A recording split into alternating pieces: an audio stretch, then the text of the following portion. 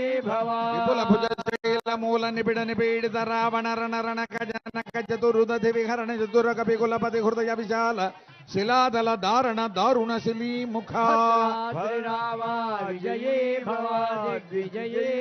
అవన్నీ కూడా మాకు మళ్ళీ ఇప్పించమని బ్రహ్మదేవుణ్ణి దేవతలంతా ప్రార్థించారు. బ్రహ్మాది దేవతలంతా మహావిష్ణువుని ప్రార్థించారు. అప్పుడు మహావిష్ణువు ఆలోచించాడు, ఈ రావణాసుర సంహారం ఎలా జరగాలి అని. ఆ రావణాసురుడు బ్రహ్మదేవుణ్ణి వరాలు కోరినప్పుడు, నాకు దేవతల వల్ల చావు రాకూడదు, రాక్షసుల వల్ల చావు రాకూడదు, యక్ష కిన్నర గంధర్వాదుల చేత చావు రాకూడదు, ఎటువంటి ఆయుధాల చేత నాకు చావు రాకూడదు అని ఇవన్నీ కోరుకున్నవాడు ఒకటి మాత్రం మర్చిపోయాడు. ఆయన మర్చిపోవడం కాదు, లెక్క చేయలేదన్నమాట. ఏమిటంటే, వానరుల వల్ల నరుల వల్ల నాకు ఎటువంటి భయం లేదు నాకు. ఎందుకంటే వానరులు అంటే వాళ్ళు చాలా ఆఫ్టర్ ఆల్ కోతులు కదా, కోతులు నన్నేం చేయలేవు అనుకున్నాడు ఆయన.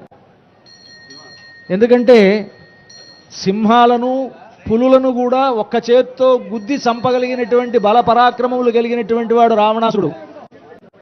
అలాంటప్పుడు ఒక కోతి నన్నేం చేస్తుంది అని కోతులంటే చాలా చులకన ఆయనకి.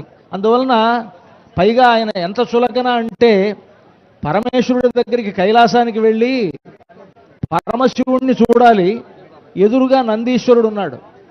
అంటే నందీశ్వరుడు ముఖం కోతి ముఖంలాగా ఉంటుంది కొంచెం. ఆయన పంపించలేదు, లోపలికి పంపించాల, పరమశివుడి దగ్గరికి పంపించకపోయేటప్పటికి కోపం వచ్చింది రావణాసురుడికి.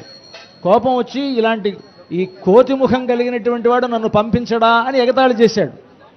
అప్పుడు ఈ నందీశ్వరుడు అన్నాడు, ఇలాంటి కోతి ముఖం కలిగిన వాటి వల్లే నీకు చావు ఉంటుంది అని శపించాడు అన్నమాట.